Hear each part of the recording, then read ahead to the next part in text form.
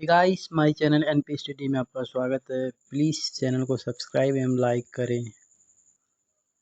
Guys आज हम प्रेमचंद की महत्वपूर्ण कहानियों के बारे में पढ़ेंगे, जिसमें से एक इम्पोर्टेंट कहानी है नमक का दरोगा। काफ़ी इम्पोर्टेंट प्रसिद्ध कहानी है, तो आइए हम इसके बारे में जानते हैं। इसके सारांश को समझ लेते हैं और कहानी अपने आप समझ में आ जाएगी। नमक का दरोगा का प्रकाशन उर्दू प्रेम पच्चीसी में 1914 से पहले ही हुई थी।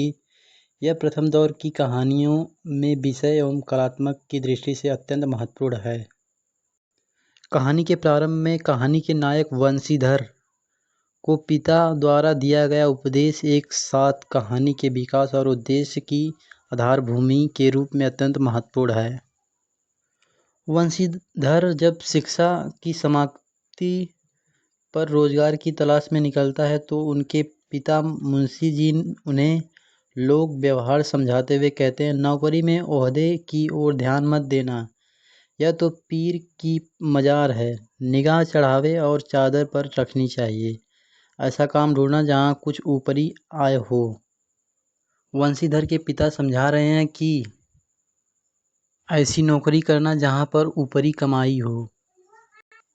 वेतन के साथ साथ चढ़ावे को भी ले लेना, जो आजकल के जीवन में वही प्रसाद समझा जाता है।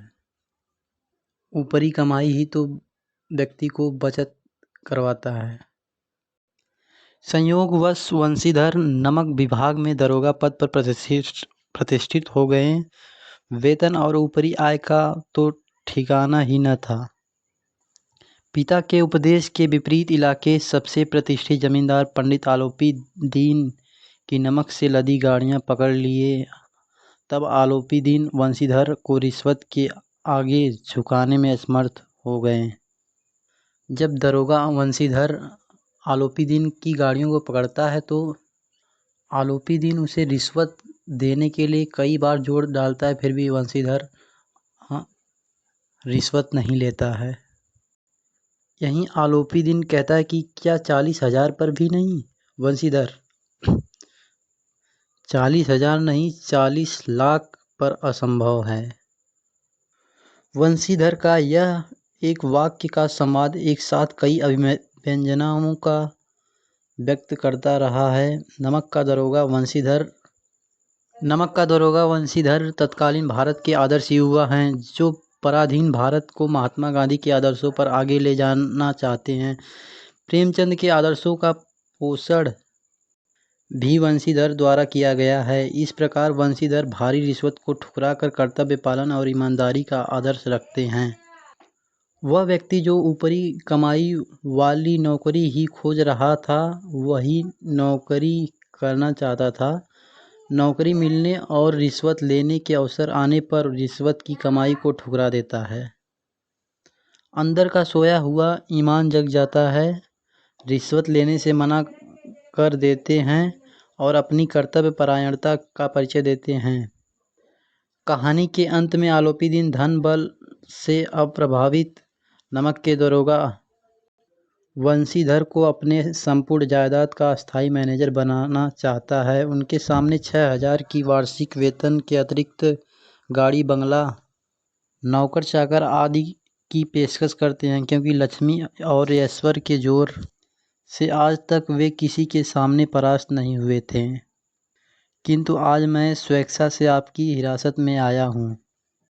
यहाँ पर वंशीधर को कोर्ट में आलोपी दीन ले जाते हैं और वहाँ से वंशीधर हार जाते हैं बुरी तरह से और घर आते हैं। उनके पिता समझाते हैं कि तुमने रिश्वत क्यों नहीं ली।